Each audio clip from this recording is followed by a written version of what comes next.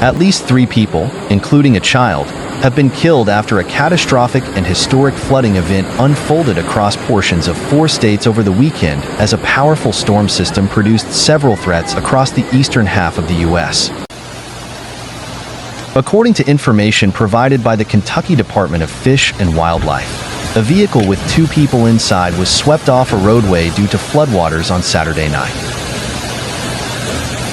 One of the victims, who has only been identified as a 7-year-old child, was recovered and pronounced dead by the coroner. The second victim has yet to be located, and a search was underway to locate them.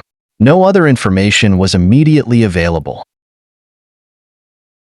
The third death occurred in Clay County, Kentucky, where the coroner's office said a 73-year-old man was reportedly knocked off his feet by rushing floodwaters and was killed. Countless roads have been declared impassable in western and northern Tennessee, southern Kentucky, and near the West Virginia border, where rainfall reports climbed to over 5 to 8 inches during the first half of the weekend, with more rain still to come. "We need all Kentuckians to remain alert," Kentucky Governor Andy Beshear said in a post on X. There are more than 300 road closures, with the Kentucky Transportation Cabinet leaders saying the statewide impact is historic. Beshear said that, between reports of mudslides in the eastern portion of the state and snow impacting the western part of the state, the situation remains extremely dangerous. "Please plan ahead, avoid travel and stay safe, Kentucky," Beshear concluded. The threats had been significant enough before the storm that precautionary evacuations were ordered along some rivers and streams in the Tennessee Valley, and shelters were forced to open. A nursing home in Red Boiling Springs, Tennessee, near the state border with Kentucky, was evacuated out of an abundance of caution, and water rescues were ongoing around the Hurley, Virginia, area. The relentless rain also led to reports of mudslides and rockslides over the weekend, including one that sent large boulders crashing down on Interstate 69 in Dawson Springs, Kentucky. Police in Pikeville, Kentucky, said the downtown area of the city was inaccessible from US 23 to the US 119 intersection. The river has now covered all lanes of travel in that area and is too deep for vehicles, police said in a Facebook post. Again, this is not the time to be out getting pictures and videos. Do not be on the roadways unless it's an emergency or you've been evacuated and heading to shelter. Rainfall has lightened up or ended in many areas, but the flooding threat will continue into the new work week as several rivers remain high and are not expected to crest for several days. The Clay County, Kentucky, coroner's office reported that a 73-year-old man from the Bluegrass State was found dead in the Horse Creek area of Clay County after reportedly getting knocked off his feet by rushing water while exiting his vehicle around Highway 80. At the time, the coroner's office said it was treating the event as an accidental drowning because of the severe weather and was the only weather-related fatality in the county despite widespread flooding. In Corbin, Kentucky, floodwaters carried a truck off a road and into a nearby ditch, according to a storm report from the area's National Weather Service office. Near Lewisburg, Kentucky, swiftwater rescue teams were needed to rescue a driver who became trapped in swift waters of the swollen Mud River, the NWS reported. Another water rescue was needed to the west in the town of Murray. Kentucky Governor Andy Beshear issued a state of emergency for the Commonwealth before the weather, and on Saturday night, he said he wrote to President Donald Trump requesting an emergency disaster declaration because of the impacts across the state. NOAA's Weather Prediction Center issued its most dire Level 4 flash flood threat rating of extreme for parts of northwestern Tennessee and southwestern Kentucky, but it was communities along the West Virginia border that appeared to be the hardest hit by the flooding. Several rare flash flood emergencies were issued by the NWS office in Charleston, West Virginia, for communities around the border region as rain fell on already saturated grounds, causing streams and rivers to quickly flood.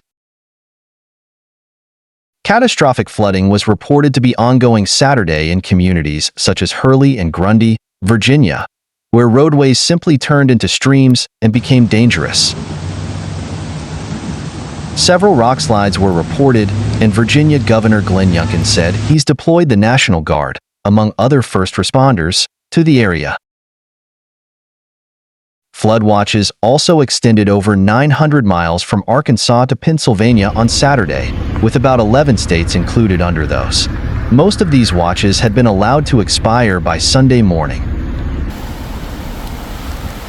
The National Weather Service issued an update after 6:30 p.m. Saturday on social media cautioning that a few tornadoes are possible, along with isolated ping-pong ball-size hail and scattered wind gusts up to 70 miles per hour for Nashville, Dixon, Murfreesboro, Columbia, Lawrenceburg, Clarksville, and Portland. Across the state line, the warning extends to Bowling Green, Hopkinsville, Central City, and Campbellsville. New warnings issued Saturday night predicted peak dangers from midnight to 3 a.m. Sunday for Waverly, Waynesboro, and Clarksville. The warning lessens but extends to 5 a.m. Sunday. Parts of Middle Tennessee, particularly to the west, experienced flash flooding Saturday. By nightfall, the National Weather Service extended the flash flood warning for Dixon, Waverly, and White Bluff until 11:45 p.m. and for Clarksville, Dover, and Tennessee Ridge through midnight. An estimated 30 storm shelters, or warming shelters, were opened across the state.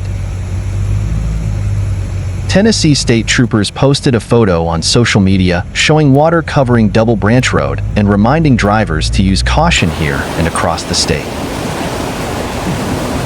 The Tennessee Department of Transportation posted on social media, after 1 p.m., we are beginning to see some flooded roads, primarily in West Tennessee. TDOT reminded drivers to check for updates at www.smartway.tn.gov. Clarksville recorded 4 inches of rain from midnight until 2 p.m. Saturday and expected up to 2 more inches by 8 p.m., adding to the already extremely saturated ground. With all of the rain we've had in recent weeks, we were bracing for a significant flash flooding event, Clarksville Mayor Joe Pitts said in a news release issued Saturday. Today, unfortunately, it happened, bringing challenges through our city. The city's street department prepared throughout the week by placing about 1,000 sandbags as well as barricades in areas where the city historically has experienced flooding. The mayor said street department workers joined police and fire personnel to respond to flash flooding to keep people and structures safe. Rain is forecast to end late Saturday night, and city resources will shift to a new river flood warning issued Saturday afternoon for the Cumberland River at Clarksville. Here, at least moderate flooding is forecast between Saturday night beginning at 10 p.m. and continuing through 9 p.m. Tuesday, the mayor said. The river is expected to crest at 52 feet by early Monday, and the flood stage is 46 feet, Pitts said. The National Weather Service warned that severe storms for Nashville, Lafayette, and Columbia are possible through 3 a.m. Sunday, 2 hours after the expiration of the tornado watch. To the east, the peak danger for severe storms for Smithville, Jamestown, Crossville, and Tullahoma is expected to end at 11 p.m. afterward. The risks lessens but extends to 1 a.m. Sunday.